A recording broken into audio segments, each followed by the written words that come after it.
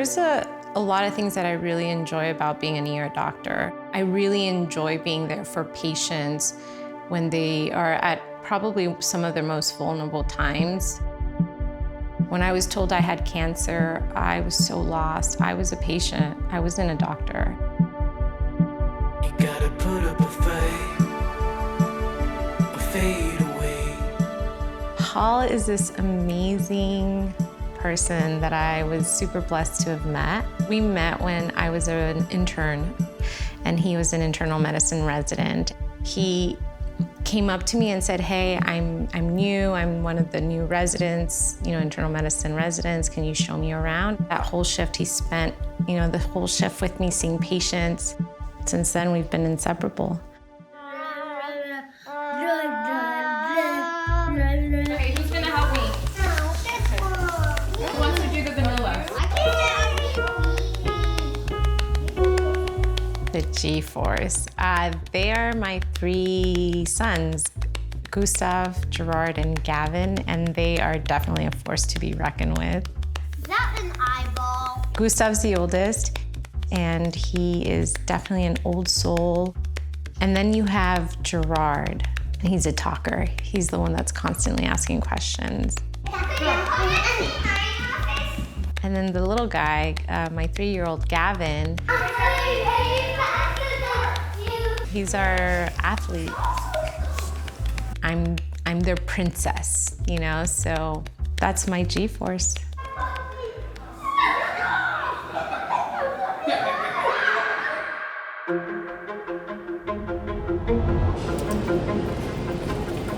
I had a lot of colleagues that were working in New York who were seeing lots of people dying from COVID. And in a weird way, it was this weird anticipation where we could see the tsunami coming towards the West Coast. And I backed away from all my hospital administrative roles to become a full-time ER physician. It's March 17th, 2020, when COVID-19 has affected much of Europe and Asia and is now here. Our staff is scared, we're stressed, but we're not running away. We're giving our kids kisses and our spouses hugs, and we're going to work. And because of that, because I was getting exposed, I ended up staying downstairs, being away from the boys, not able to really be around them, wasn't allowed upstairs to tuck them in, right? And was really having conversations with my husband about moving out of the house. I'm gonna start my shift for the week. See how it goes. Right, lots of people made sacrifices. I can make this one. I got off at 3 in the morning. I was exhausted. I took off some of my stuff in the garage, took a shower, and I noticed a lump in my breast that I hadn't felt before. The next morning, I talked to my husband. I said, do you feel this? I called Dr. Elizabeth Yanni, who is an amazing primary care doctor, and she brought me in right away, and she ordered the ultrasound and mammogram. That following Monday morning, I go back and I'm doing the morning shift in the ER. And as I'm driving home, someone from Hogue calls me and says, "We have your results. Would you be able to speak with the radiologist?" Basically, she tells me you have triple-negative invasive ductal carcinoma. When we say triple-negative breast cancer, what we're saying is it's lost all of those receptors. It's estrogen negative, progesterone negative, and HER2 negative, which is why it's triple negative. And that usually tells us that it's a much more aggressive type of breast cancer.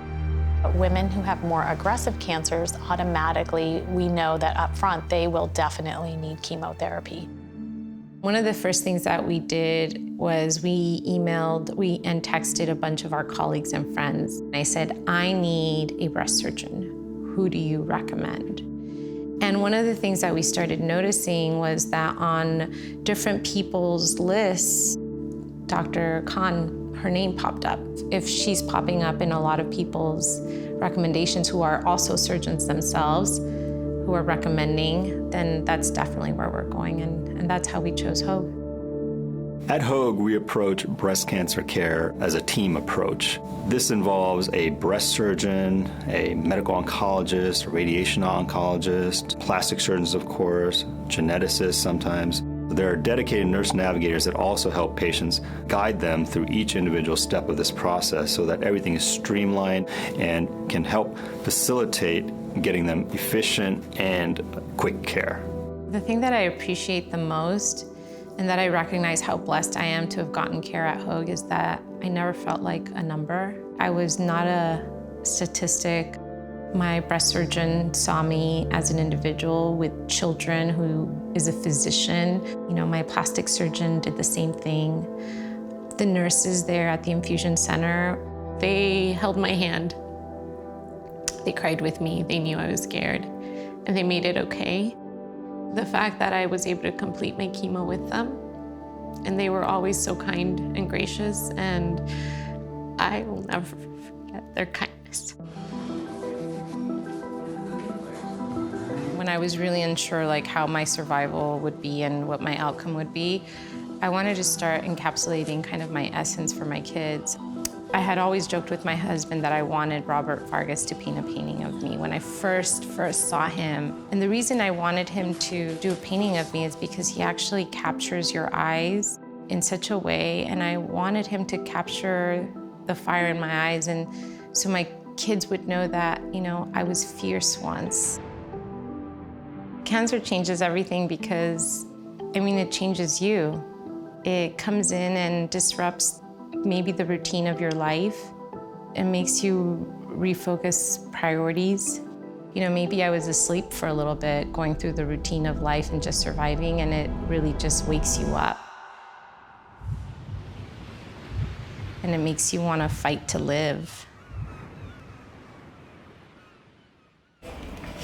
This is me leaving chemo for the last time.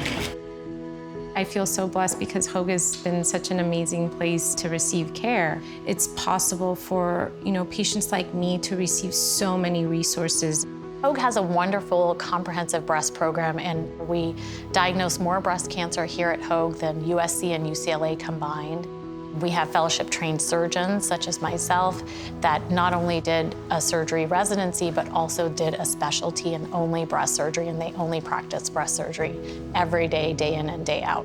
To be able to participate in, you know, different types of potential treatments. And it's really through the generous donations that the donors have given to Hogue for this to really be possible here.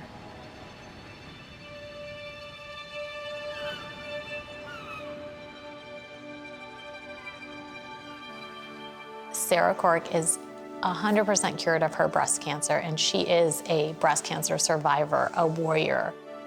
I'm just so happy for her that she had a great outcome. We're really happy to have her part of the Hogue family. I'm actually learning to live life and like savor every moment. Just enjoy living and being alive, taking it all in. Thanks to the Hoag Promise Campaign, I've been able to keep a very important promise to my family, to fight and stay alive. And so for this, I really want to thank you. We'll write a different